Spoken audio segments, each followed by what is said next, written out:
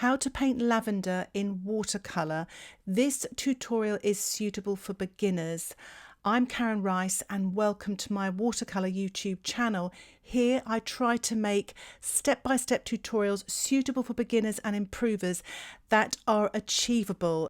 I try to include lots of fun techniques to help you relax and also to inspire you.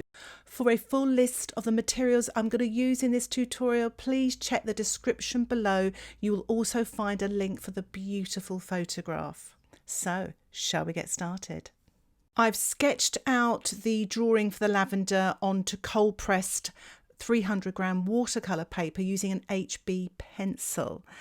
If you'd like to get access to the sketch outlines and longer and more in-depth tutorials, why not check out my Patreon membership? Details about that can be found in the description below. So I'm going to mask out the lavender, not all of it. I'm sort of simplifying it. I'm creating more of an impressionistic look. This is an old Scourer and I've sort of torn it so I get a nice rough edge. And I'm actually going to apply the masking fluid with the Scourer to create some texture and to protect the light of the lavender. I'm also going to spatter some masking fluid to create some texture and light. For more details about masking fluid, I will put a link in the description below of a tutorial that I created all about masking fluid. So my painting has dried. I'm using a large brush and I'm wetting the paper. As you can see, I've mixed up some mid and light green, a puddle of yellow and a puddle of pink. I will have a list of all the colours I've used in this tutorial in the description below with colour alternatives. I'm using my size 14 brush, painting wet in wet, sort of little dots in the background there to give the illusion of the sort of a field of lavenders. And now I'm putting a little bit of pink with a touch of ultramarine, damp into some of the gaps there as well, smaller dots, but as you can see, wet in wet, everything sort of spreads as well with the help of the wet surface.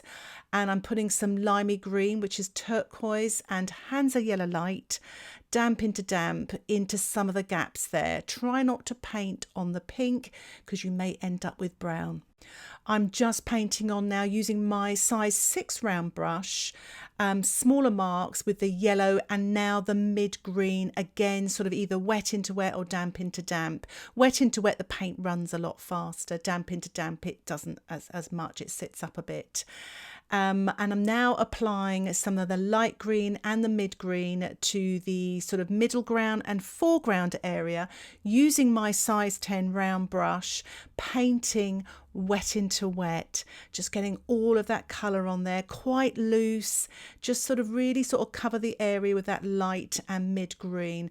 I've just mixed up a darker green now, that's with the turquoise and a touch of quinacridone gold, painting damp into damp now around the central part where the main lavenders are. With my size 10 brush, I'm tilting a little bit here and just painting some darker marks in the foreground to give the illusion of stems and foliage. I'm sprinkling some sea salt onto the damp background. You can use table salt and I'm going to allow that to dry naturally, and look what happens. All that lovely texture, it's absorbed, the salt has absorbed the paint and it creates all those lovely lights like wild flowers. All you have to do is brush the salt off once your painting is dry. I'm using a little twig here and applying masking fluid to the stems. So I'm actually masking out now the light greens, whereas before I was masking out the white of the paper.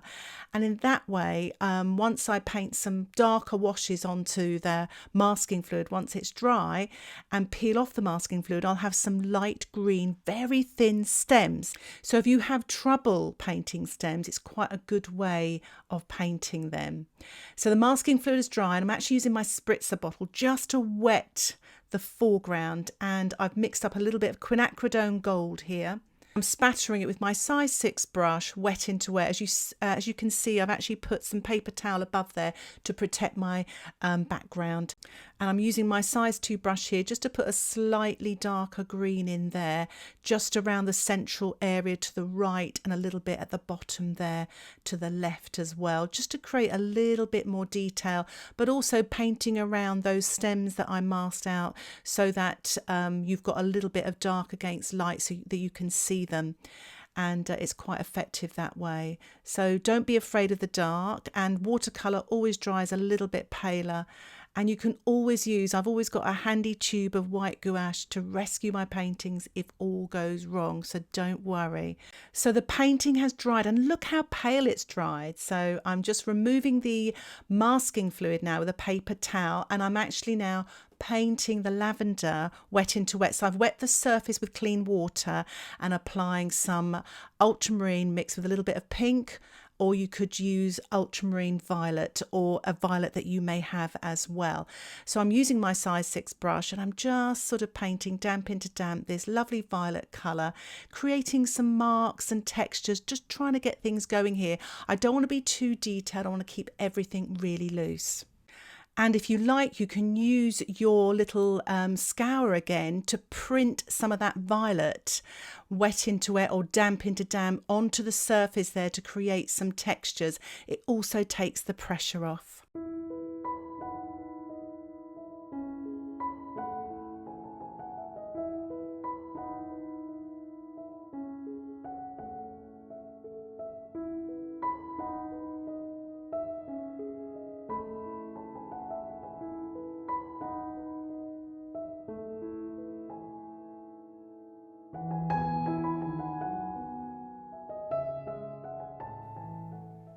So once you've got your first layer on, you can allow your painting to dry. I'm working with my size 6 brush wet on dry with a slightly darker violet now, just building up darks and details. You can vary the violet, add a little bit of pink to it, maybe a little bit more blue.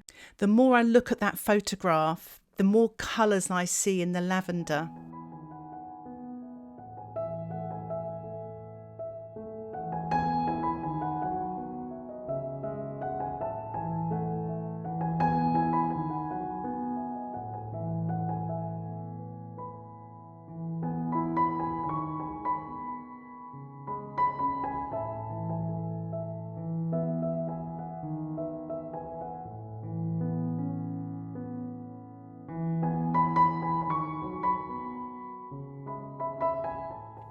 So I've allowed my painting to dry again, and I have added a little bit of white gouache to the violet paint and just painting it at the top there with my size 6 brush wet on dry. So if you've lost a little bit of your light or you've overworked a little bit, you can always rescue your watercolours with a bit of white gouache. Try not to overdo it. Sometimes you can get carried away and it ends up being a gouache painting and no longer a watercolour. So it's really just for those highlights there. And I'm just darkening up the centres now. I felt they were a little bit light in areas. It's really mainly the sort of central lavender flowers there, keeping sort of the right and left hand side with less detail. The painting is dry, and for those of you that have trouble with thin stems, I'm using some of the turquoise with quinacridone gold mixed together, and I'm printing on with a plastic card. So I'm dipping the plastic card, it's just an ordinary store card, into the paint and then printing it onto the surface there, so you get some really nice thin lines. You can also paint these lines with a brush. I don't want to paint too much dark on because there really isn't much dark in the painting. I'm just painting on a few leaves now as well, wet on dry with my size 2 brush.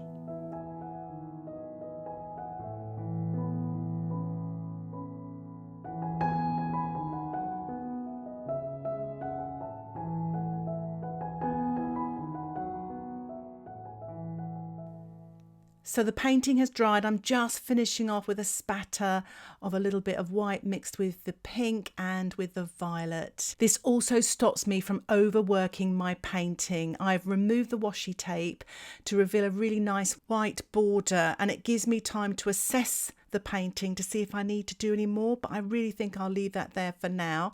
I really hope you enjoyed this tutorial and that it inspires you to maybe have a go at this or something similar using these techniques. If you'd like to see more tutorials like this and you haven't already, don't forget to subscribe to my YouTube channel where you will get updates of my latest tutorials. If you'd like to watch longer tutorials with lots more explanations, lots more tips and techniques and discussion about colour mixing, why not think about joining my Patreon membership? Details about that can be found in the description below. The tutorials are ad-free. You can get access to downloadable sketches and you can cancel anytime. If you have any questions about the membership or this tutorial, please put them in the comments section below. I would love to hear from you and I will try to get back to you as soon as I can. Thank you so much for watching. Happy painting. Bye for now.